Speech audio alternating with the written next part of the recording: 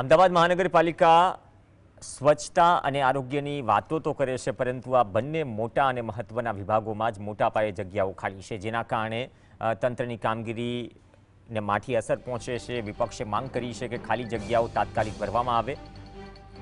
સ્વચ્છ ભારતની વાતો કરાઈ છે, પણ સફાઈ કામદારોની જગ્યા મોટા પાયે ખાલી હોય તો પછી શહેર સ્વચ્છ કઈ રીતે થશે?